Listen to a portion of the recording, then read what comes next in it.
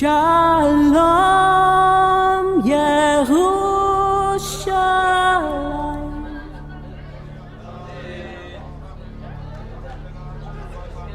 Zeu Shari Rashechem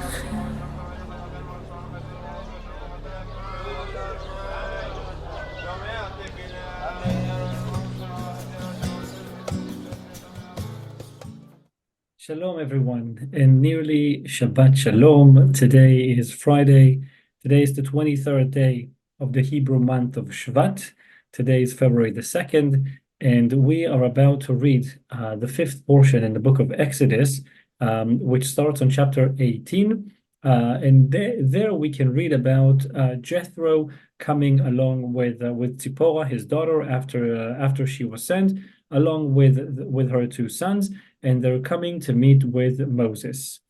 And if we look at the chronological context of the story, we find something quite interesting.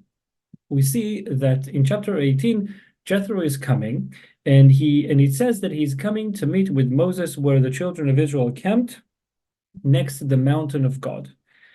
The mountain of God, I mean, we know that's Mount Sinai, but only after the event of Mount Sinai, we know it was called the mountain of God or the mountain of the Lord.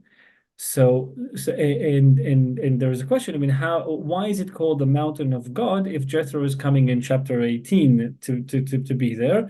But Mount Sinai event, the time when it actually became the mountain of God, the Mount Sinai event only takes place on chapters 19 and 20. So why do we find chapter 18 first? So a possible answer could be that that it was later it was called the Mountain of God, and just to give us the reference of where the meeting was, that's why it's called Mountain of God in chapter 18, but not because it was actually called Mountain of God when the meeting took place. Could be, but then that won't explain how could it be that Moses, it says in chapter 18 that when Jethro came to the camp, he saw that Moses was judging the people from morning till evening, and it was just too much for him. And then Jethro gave him the advice of building up a system, creating a system which will make it easier on him. Now, if Moses was judging the people in chapter 18, according to what laws exactly did he judge them? Was it the laws of Egypt? Clearly not. Especially not especially in light of the fact that the meeting took place in the mountain of God. So, I mean, Moses could only sit and judge the people from morning till evening after he had gotten all the laws, regulations, statutes, laws, and commands from the Lord, and that only happened after the event of Mount Sinai, when he went up, to be there for 40 days and 40 nights to be with God.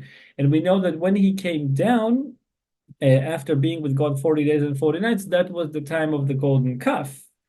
And then so it took longer for everything. It took longer. I mean, it must have taken longer for Moses to be able to sit and judge the people from morning till evening according to the laws of the Lord. So, but yet we find it in chapter 18. But the event of Mount Sinai, which is the beginning of a legal system, it's the beginning of them receiving Torah and having the word of God according to which they will be judged. That only takes place in chapter 19 and 20. And even more so, when we open the book of Numbers, we read about that meeting between Jethro and Moses there in the book of Numbers, which is later than the book of Exodus. So why do we find this issue about Jethro coming to meet with the children of Israel specifically now? Why not wait with it until we get the chronological context? And the answer that we have is actually inside of chapter 18. When Jethro heard about everything that happened to the children of Israel when they left Egypt, when he heard about all the wonders and miracles that the Lord did for them, it says that Jethro he unified the Lord, whatever that means. It says that he in other words, he said the Lord is one and his name is one and the Lord is one. He believed in that. He believed in the oneness of the Lord. And Jethro, just for us to be able to remember, Jethro was the priest of Midian. He was the high priest of Midian. He was the master of idol worshiping in Midian. Jethro knew any kind of idol worshiping that existed during that time.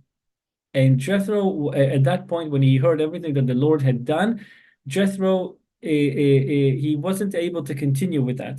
And even though he had much to lose, his job, his integrity, his respect, I mean everything, he had everything to lose by saying that the Lord is one and leaving idol worshiping. Yet he chose to do that. He chose to say, yes, the Lord is one, and leave idol worshiping and return to Midian and spread the word about everything that happened to the children of Israel. And we believe, we can only assume and believe that God is telling us, that the Lord is telling us about this meeting between Jethro and Moses here in chapter 18, before the event of Mount Sinai, so that the entire portion in which we read about 10 commandments, such a rich portion and such an integral, such a basic foundational portion, the entire portion will be named after Jethro, someone who had everything to lose, but he didn't hesitate to lose it just in order to say that the Lord is one. And he was not even a Jew. And I think that this message is really the biggest message coming just from the outline of the chronological aspect of the portion, or maybe we should say the lack of chronological aspect in this portion. Shabbat Shalom.